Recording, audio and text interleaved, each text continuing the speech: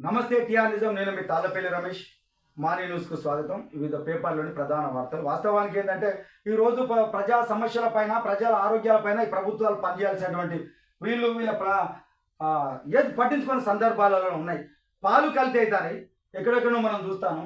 ఆఖరికి నూనెలు, ఉప్పులు, పప్పులు అన్నీ కల్తీ అవుతాయి. హోటళ్ళలో పోతే కనీసము ఒక ఫ్రెష్ ఐటెం దొరకాలంటే కూడా ఇబ్బంది లేదు. ప్రతి దాంట్లో కల్తీ ఉన్నది. కల్తీ వల్ల ప్రజల ఆరోగ్యాల ముప్పు వాటిల్లే ప్రమాదం ఉన్నది. కాబట్టి కల్తీని ఉపేక్షించేది లేదు.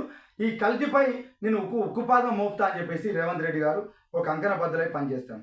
వాస్తవానికి మనం చూడాలి, ఈరోజు సన్ఫ్లవర్ ఆయిల్ అమ్ముతా ఉన్నారు. సన్ఫ్లవర్ ఆయిల్ అమ్ముతా ఉంటే ఇది ఎంతవరకు జెన్యూనిటీ ఒకసారి ఆలోచన చేయాలి మీరు.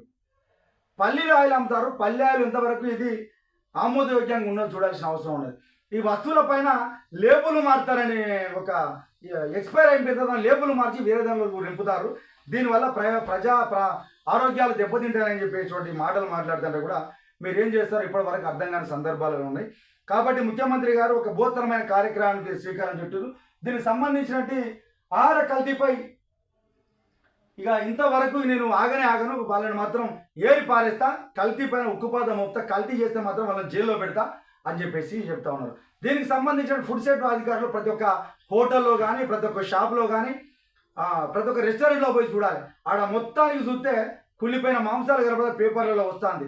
వాటర్ ఎప్పుడు పడతారో ఎప్పుడు ఇస్తారో తెలియదు. ఇది కరెక్ట్ తాగే వాటరేనా లేకపోతే వేరే వాటర్ చూడాలి. ఇప్పుడు మినరల్ వాటర్ గల్లీ కూడా తయారైంది. గల్లీ కూడా తయారైంది. ఇది ఎంతవరకు మినరల్స్ ఉన్నాయల్లా, ఈ మినరల్స్ ప్రజల ఆరోగ్యాలపైన ఎంతవరకు ఉపయోగపడతాయి, దానిపైన కూడా ఆలోచన చేయాలి. హాస్టల్స్ ఉన్నాయి. హాస్టళ్లలో పొద్దున భోజనం, సాయంత్రం కూరగాయల నాణ్యత ఉన్నాయో చూడాల్సిన అవసరం ఉన్నది. దీనికి సంబంధించిన వాళ్ళంతా ఫుడ్ సేఫ్టీ అధికారులు ఒకసారి ఆలోచన చేసి ప్రజా ఆరోగ్యాన్ని కాపాడాలి. ముఖ్యమంత్రి స్థాయిలోనే కల్తీ జరిగితే అరికడతామని చెప్పింది. కాబట్టి అధికారులు ఎమ్మట దీనిపైన క్షేత్రస్థాయిలో పనిచేయాలని చెప్పేసి టీఆర్ఎస్ నుంచి గుర్తు చేస్తా ఉన్నాం. ఇంకోటి కూడా, నేను ఉన్నంత వరకు బీఆర్ఎస్ పార్టీని అధికారంలోకి రానియని చెప్పేసి నిన్న అందశ్రీ శృతి వనం శంకుస్థాపన కార్యక్రమాలు చెప్తాడు. బీఆర్ఎస్ పార్టీ ప్రజలకు చేసింది ఏం లేదు, కాబట్టి నేను ఉన్నంత వరకు దాన్ని అధికారంలోకి రానియనని చెప్పి చెప్తా ఉన్నాడు. కల్తీ వల్ల ఈ జనాల ఆరోగ్యాలు పాడైతాయి.